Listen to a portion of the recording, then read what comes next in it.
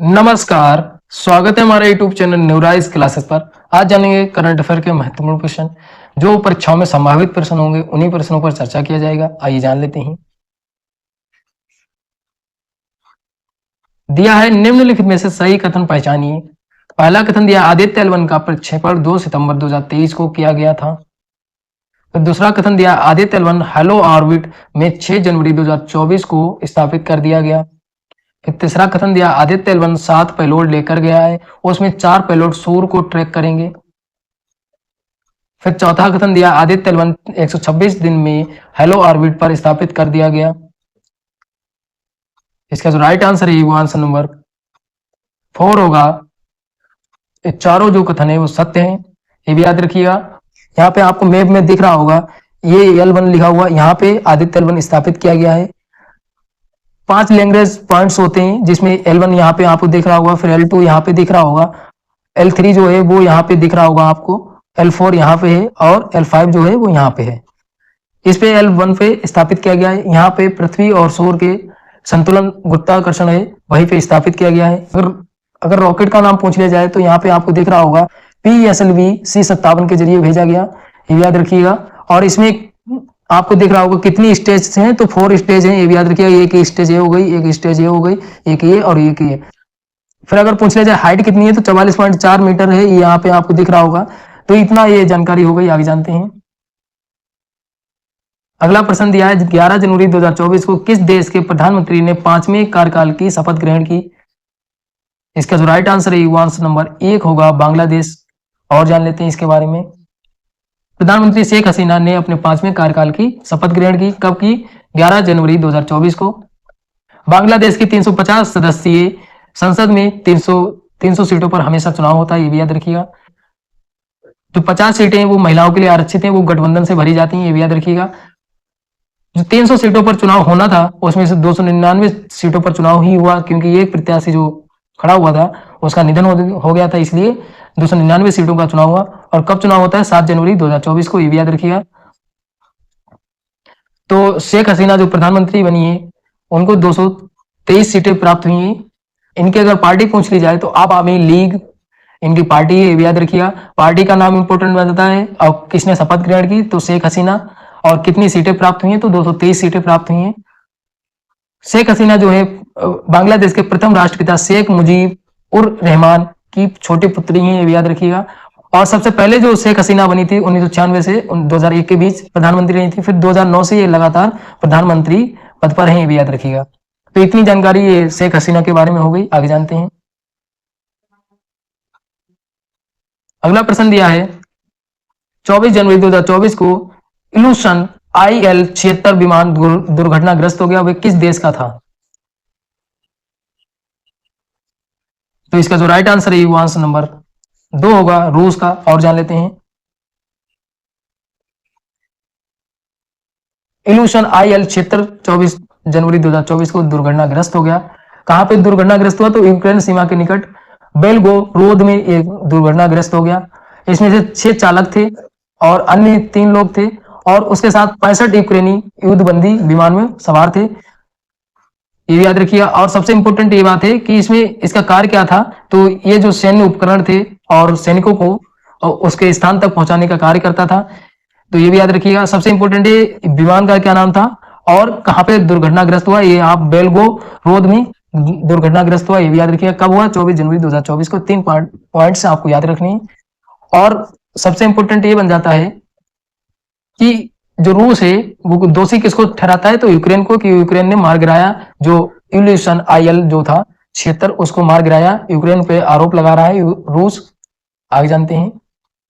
अगला प्रश्न दिया है भारत के 75वें गणतंत्र दिवस पर प्रमुख अतिथि के रूप में किस देश के राष्ट्रपति को आमंत्रित किया गया था? इसका जो राइट आंसर है वो आंसर नंबर 4 होगा, फ्रांस। और जान लेते हैं। गणतंत्र दिवस के मुख्य अतिथि के रूप में इमैनुअल मैक्रो 6वें फ्रांसीसी राष्ट्रपति हैं, ये भी याद रखिएगा। पहले जयपुर हवाई अड्डे पर आए, फिर इन्होंने आमेर के किले गए, फिर उसके बाद जंतर मंतर, वहीं पे इनकी मुलाकात प्रधानमंत्री श्री नरेंद्र मोदी जी से होती है। फिर इन्होंने मोदी जी और जो फ्रांस के राष्ट्रपति हैं इनकी मुलाकात जो है वो 7वीं बार मुलाकात थी प्रधानमंत्री के साथ, ये भी याद रखिएगा। 2026 को भारत फ्रांस नवाचार वर्ष मनाने की सहमति हुई है दोनों देशों के बीच। भारत का एक काउंसुलेट कार्यालय फ्रांस के मार्सेले में खोलने की सहमति हुई है, और जो फ्रांस का कार्यालय जो खोला जाएगा वो हैदराबाद में खोला जाएगा, ये भी याद रखिएगा। और दोनों देशों के बीच 9 बड़े समझौते हुए हैं। अगर आप स्पेशली वीडियो चाहते हैं इस यात्रा के बारे में, जो फ्रांसीसी राष्ट्रपति जो आए हैं इनकी संपूर्ण जानकारी चाहते हैं, तो आपको मेरे चैनल पे आपको वीडियो मिल जाएगी। तो वहां से आप कितने समझौते, 9 समझौते, कौन कौन सी कंपनी से समझौते हुए हैं और भी बहुत सारी चीजें हैं, तो आप वहां से जाके देख सकते हैं। आगे जानते हैं। अगला प्रश्न दिया, 75वें गणतंत्र दिवस के अवसर पर कितने लोगों को कीर्ति चक्र से सम्मानित किया गया? इसका जो राइट आंसर है वो आंसर नंबर 2 होगा, 16 लोगों को। जान लेते हैं कौन कौन से 16 लोग हैं। तो यहाँ पे आपको कीर्ति चक्र देख रहे होंगे, यहाँ पे 16 लोगों की लिस्ट दिख रही होगी, आप इसको स्क्रीनशॉट ले लीजिए ताकि आपको पता चल जाए कौन कौन से लोग थे।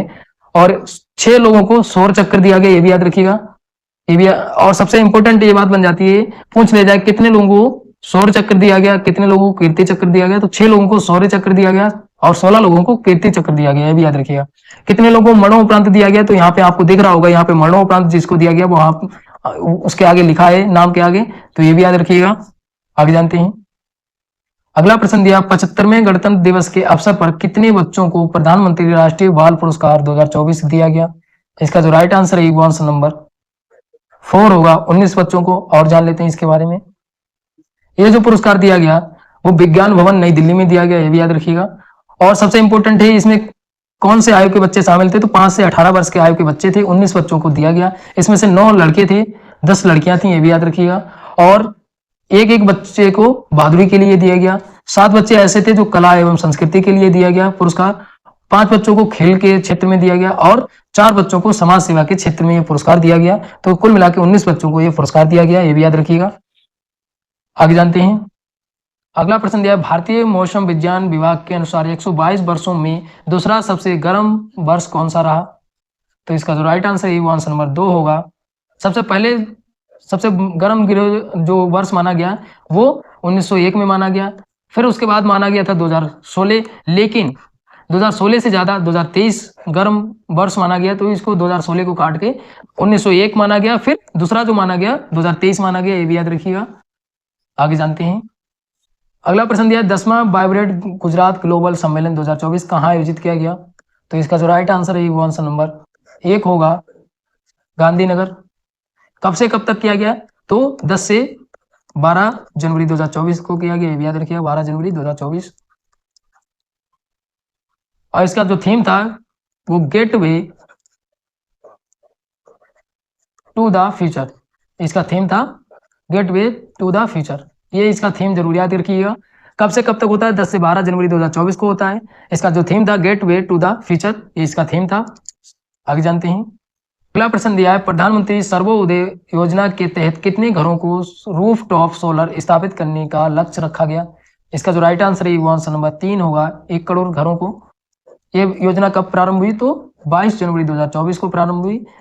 जो राम मंदिर में प्राण प्रतिष्ठा होती है उसी दिन ये योजना प्रारंभ की, लेकिन अयोध्या में नहीं की, इन्होंने वापस आने के बाद अपने आवास पे ये योजना का शुभारंभ किया, ये भी याद रखिएगा। कभी कभी दे देगा कथन में कि ये सर्वोदय योजना की शुरुआत अयोध्या से हुई, तो नहीं, ये अपने प्रधानमंत्री जो नरेंद्र मोदी जी हैं, ये अपने आवास पे आके इन्होंने ये घोषणा की सर्वोदय योजना की, ये भी याद रखिएगा। आगे जानते हैं।